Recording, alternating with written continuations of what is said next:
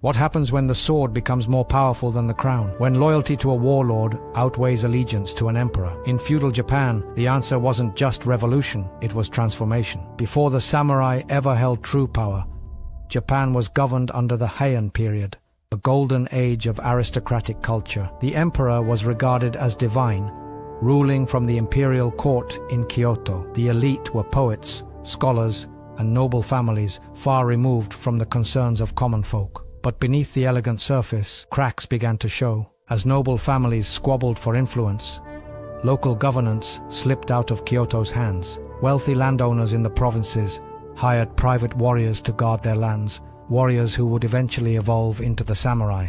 One clan began to rise above the rest, the Minamoto clan, descendants of imperial blood, hardened by war and exile. Their bitter rivals, the Taira clan, an equally powerful house with deep ties to the imperial court. These two titans would collide in what became known as the Genpei War, a brutal 5-year civil war that would decide the fate of Japan. From 1180 to 1185, the Minamoto and Taira clans fought for supremacy. Led by Minamoto no Yoritomo, the Minamoto forces waged war not just for territory, but for legitimacy. The climax came at the Battle of Dan-no-ura, a naval clash in the waters of the inlands. The Taira clan, along with the young emperor they had installed, were defeated. Legend says the emperor's grandmother drowned herself, holding him in her arms, ending the Taira line in a watery grave.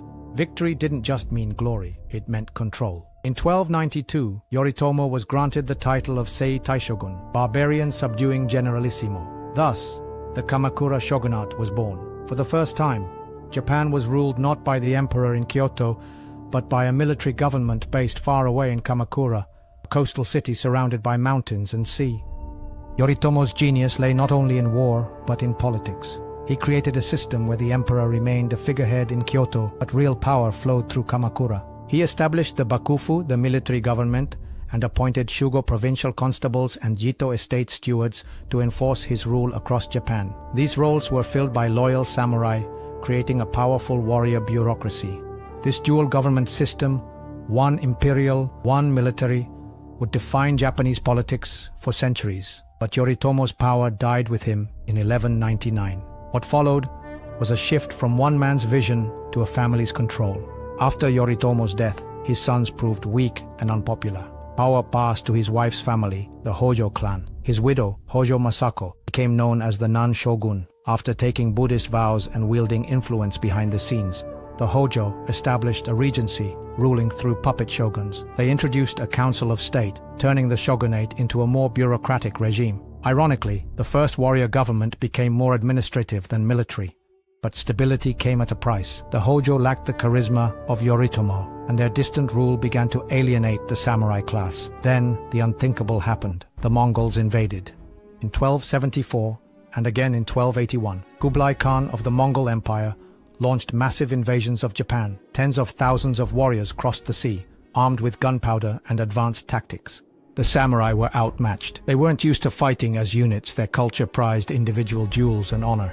But fate intervened. Both invasions were wrecked by massive typhoons, which the Japanese called kamikaze, divine winds. To the people, this was proof the gods protected Japan. While the Mongols failed, the cost of defense devastated the Kamakura regime. Soldiers demanded rewards, but there was no new land to give. Discontent simmered.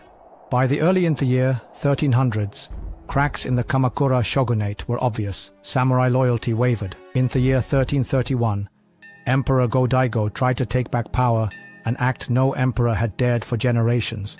His rebellion failed, but the spark was lit. In 1333, Ashikaga Takauji, a samurai general sent to suppress the emperor, betrayed the Hojo and switched sides.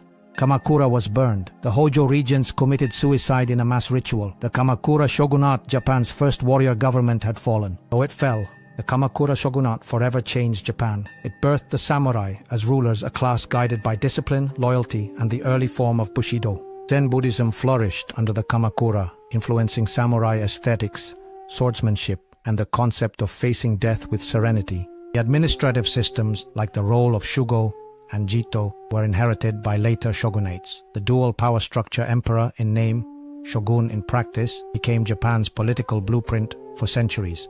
Even today, Kamakura's spirit lives on in the temples, in the quiet coastal winds, and in the code of the warrior that still shapes Japan's identity. The shogunate may have fallen, but its rise marked the birth of a Japan ruled by steel and discipline.